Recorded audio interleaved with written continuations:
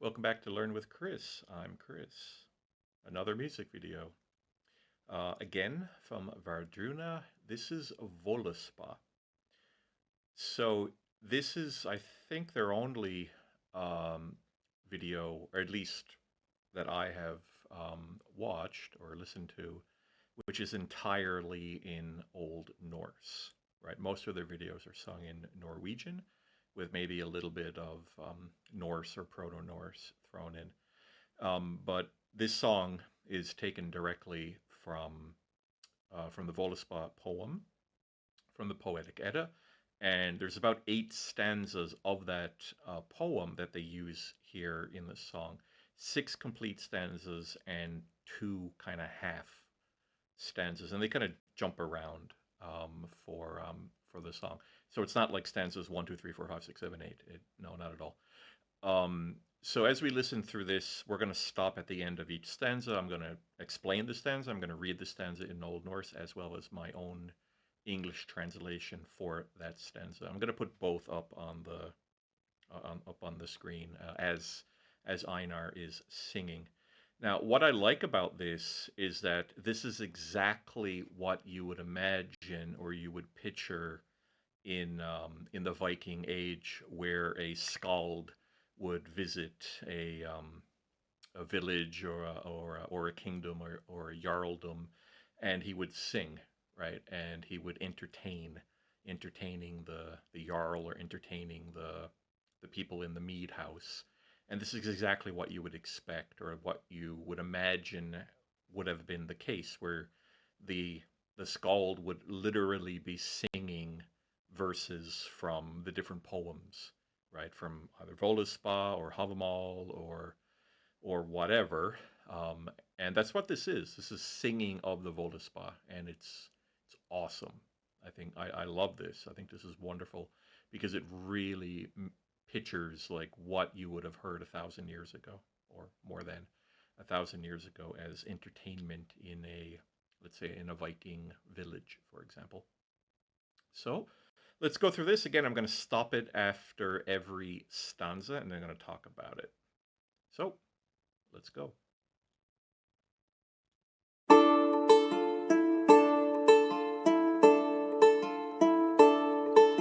Hljóðs bygði allar, helgar, kindir, meiri og minni, mögu Heimdallar. Viltu þig Valföðr vil framtelja.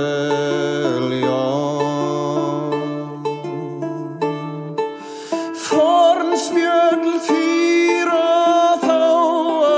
fremst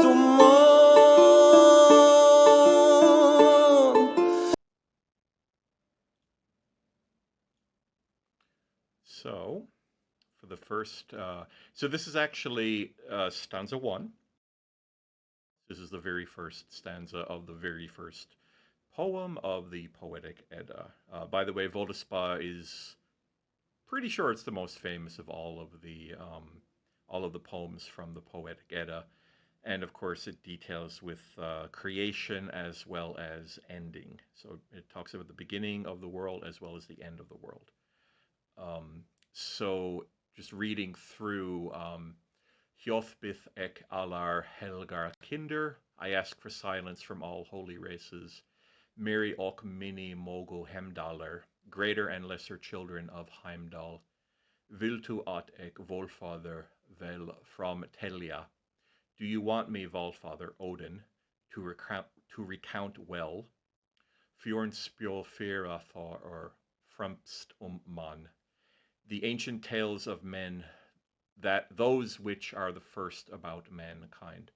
So of course this is after Odin has raised the Volva, and she's addressing him directly as Valfather, as Odin. And do you want me to tell you the ancient tales of basically the beginning, right? The beginning of the world. And the first probably third of the Voluspá deals with the creation, the ginnunga, the creation of Midgard, creation of people, the first war, Vanir-Aesir war, and then of course it moves on into Ragnarok, into to the end of the world as well. I've mentioned this in other videos, but of course there's nothing about the present in this. The Volva, as a dead Cirrus, only knows the past because she has experienced it, and she knows the future through her prophetic ability as a Volva, but she doesn't know the present because she's dead. So let's move on to the next stanza, and this is going to be stanza 3, so we skip stanza 2, moves on to stanza 3. So let's have a listen for this. Hár var aldan, hár var alda, það Ýmir bygði. Vara sandr, sær, svalar unnir. Jörð var eigin upphiminn. Gott var ginnunga en grósvergi.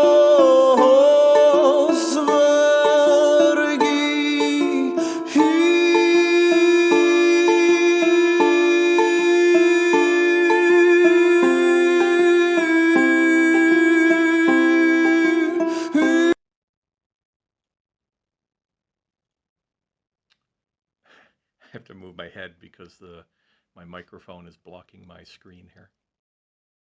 Stanza 3 of the Voluspá. Let me read it through my Old Norse pronunciation. Of course, is not very good because I'm not Scandinavian. If I was Icelandic, I would be able to pronounce this a lot better, but I'm not. But I try. So Orvar alda thar Ýmir bygði, in the earliest age where Ýmir lived, Ymir being the first being, of course. Vara sandr svalar unnir. There was no sand, nor sea, nor cooling waves. Jörð fannsk upphiminn. Earth never existed, nor the sky above. Gap var ginnunga ein gras helgi. The gap was vast and grass nowhere. So this is talking about Gugungagap, the vast void at the beginning, and there was no land, no air, no sky, no grass, no sand, nothing, just a endless void. So think Big Bang, but described 1,000 years ago. Okay, so the next stanza is going to jump quite far ahead, and it's going to go to stanza 57, and it's going to be talking about Ragnarok, right? So we're kind of done with the early times, and now we're going to... So...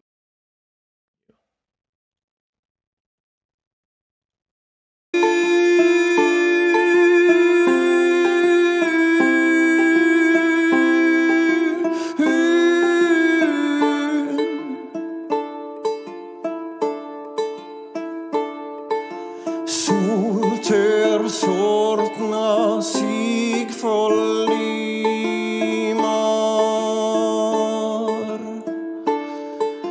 Hvörf af himni heiðar stjörnur.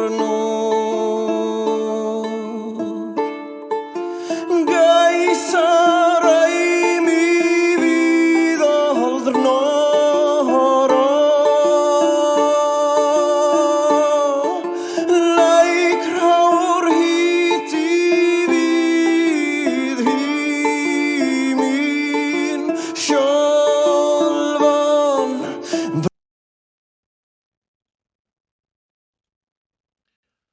Okay, so this is stanza 57 of the...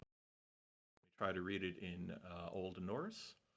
Soltur sortna sigurfold Ýmar. The sun turns black and the earth sinks into the sea. Hreithra af himni, Haithar stjoner. The bright stars vanish from the sky. Gesar emi ok aldernari. Fire rages and the life-destroying heat. Lekker har hitti vith himin sjálfan. The high flames leap up against the very sky. So this is some of the indications of Ragnarok. When the sun goes black, it's going to be eaten by the sun and the moon will be eaten by the two wolves, and the stars disappear, and the world is on fire. So it's an apocalypse, Armageddon kind of scene.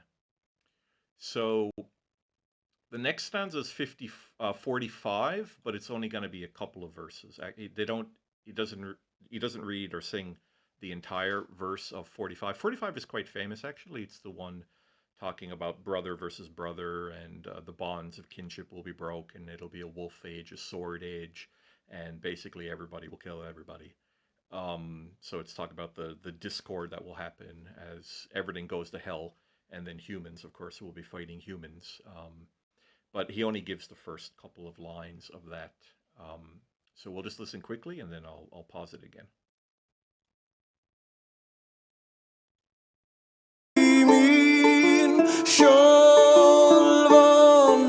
Breiður mun berjast og bönum verðast. Månsystrångar sövjom spedla.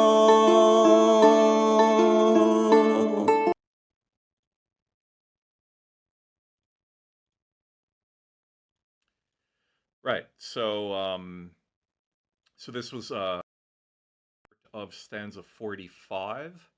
Breither mun bjarsk ok at bonum verdask. Brothers will fight and become each other's killers, or they will slay each other. Munu sistrungar sivium spilla. Cousins, literally sisters, children. Cousins will destroy kinship.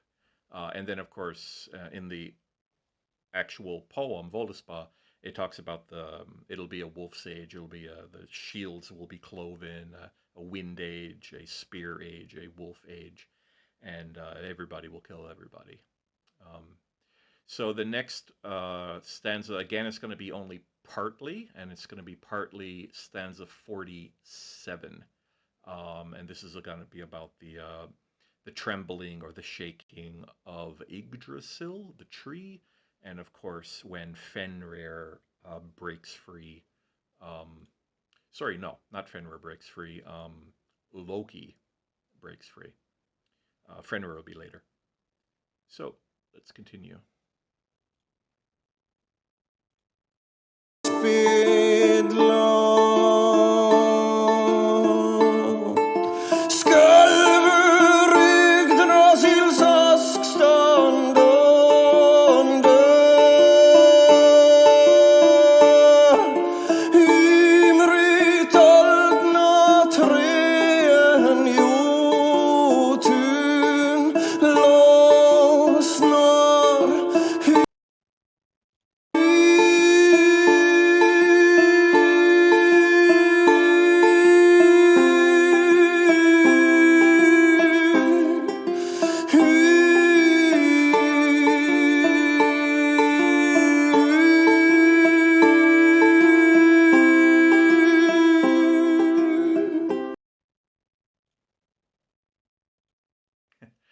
I paused it before the little bit of singing at the end there.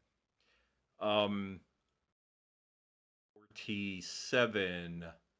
Skelfer Yggdrasils Oscar standandi. Ýmir it aldna tre ein jotun lasnar.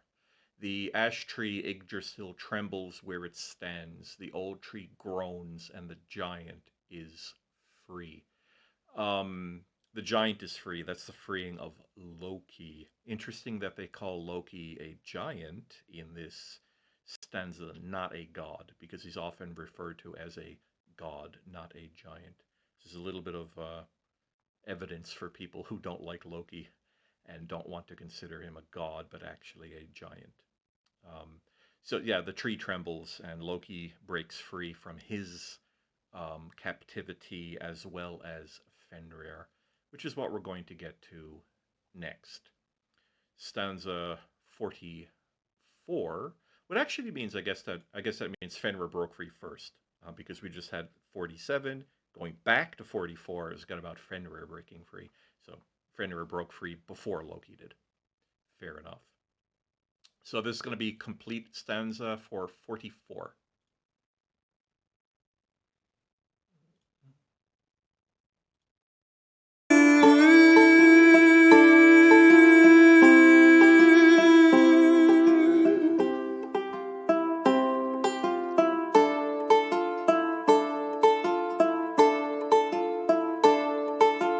Kurnúgar mjög fyrir nýpa höndlýr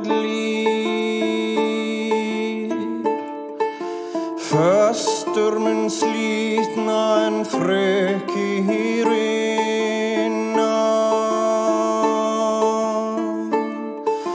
Fjöld veit hún freyða og framsjörg lengra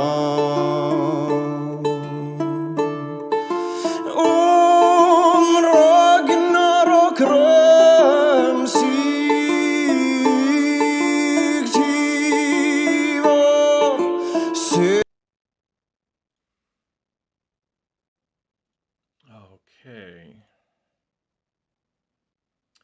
So, stanza 40. Ger nu garm mjölk för Gnippahelli. Now, Garm howls greatly before Nippa cave. So that's where he was held. Garm, of course, is Fenrir, just another name for Fenrir. Fester mun slitna ein friki rena. The fetter were snapped, the chain, and the wolf will run free. Yeah, notice that they used the word here, Freki. Freki is one of Odin's wolves, Freki, but Freki just means wolf. But wolf in this case, in this example, is Fenrir. Fjolf vet ek fetha from se ek lengra. Much knowledge I know, and I see further ahead. This would be the Voluspá talking, the Volva talking, of course. Ragnarok rom stigtiva. Concerning the fate of the mighty gods, because that's exactly what Ragnarok means. It means the fate of the gods. That's what it means, right? The doom of the gods, the twilight of the gods, the fate of the gods. Yeah. So the next stanza, there's two more for the rest of the song. The next one is post. So we got like the first couple of stanzas are the early times with ginnunga, the beginning, and then the next couple of stanzas are basically right in the middle of Ragnarok when everything goes to hell and the wolf goes free, Fenrir goes free, Loki goes free, and then the last two stanzas are going to be post Ragnarok, where a new world is coming. Although they end with 64 in a very positive way. However, Voluspá has 66 stanzas, so there's two extra stanzas at the end of this that they don't have in this song, and it actually is not good. But I'll talk about that at the end. So let's continue with stanza 59.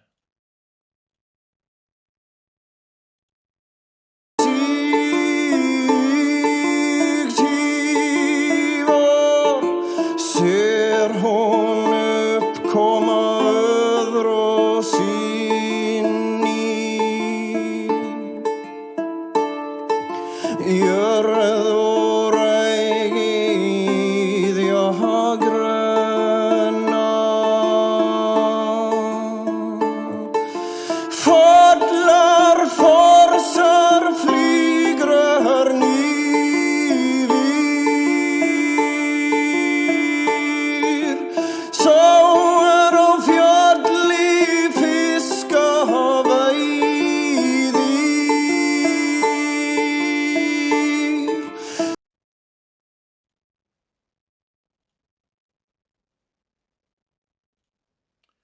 Okay, so stanza 59. Surhan uppkomma all through Sini. She sees rise up again a second time. The world is implied here, but not said. She sees the world rise up again a second time.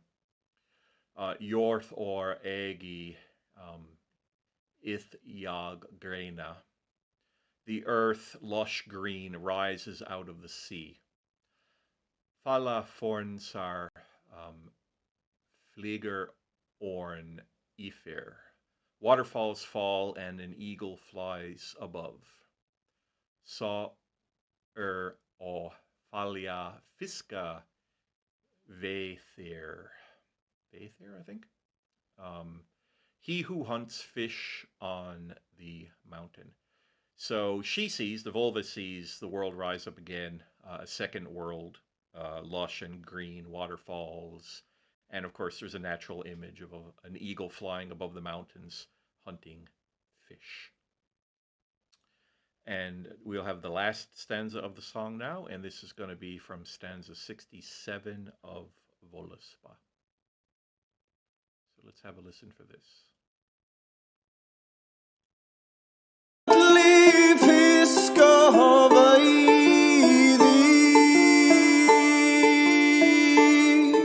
Så ser hon stanna solfegra.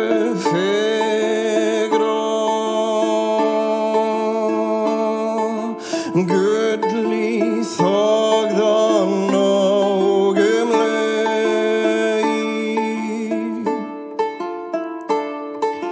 Þar skulu dig var drottir byggja.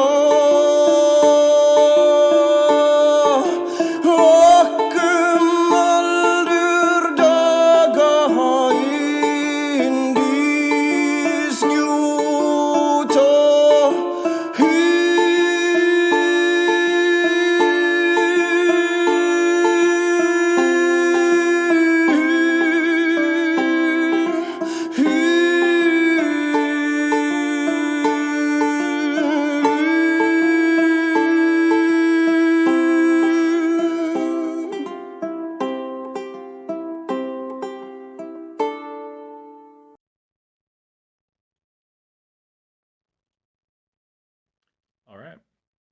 So, stanza 64. Sal ser hon standa solo fegra. She sees a hall standing brighter than the sun. Guli thakfan o gemle, thatched with gold in gemle. Thar skulu digvar drotir bygja. There worthy or virtuous people shall dwell or live. Och alder daga in this nyota, and enjoy bliss through the ages. So she sees a hall standing brighter than the sun, thatched with gold in Gimle. There worthy people shall dwell and enjoy the bliss through the ages. Stanza 64. So Gimle is the it's the hall. It's the I think the word actually translates directly into fire protected, something like that. So as the fires of Ragnarok burn the world down, right? There'll be one safe place. So Gimli is the safe place that the surviving gods will go to, as well as the two humans who will also survive Ragnarok and repopulate the world as well. And while here it says that they'll live in bliss forever or throughout the ages, stanzas 65 and 66, which I think are awesome because it gives a very realistic ending to the Voluspá. So the last two stanzas of the Voluspá, not mentioned here in the song, but they talk about Nithhog or Nithhogr, so the evil dragon that is trying to destroy Yggdrasil by chewing at the roots of the tree. He survives, I assume. survives Ragnarok as well and comes into this new world, right? So the whole point of that is that from the Norse perspective, once they go through their end of the world and into the next world, it won't be paradise.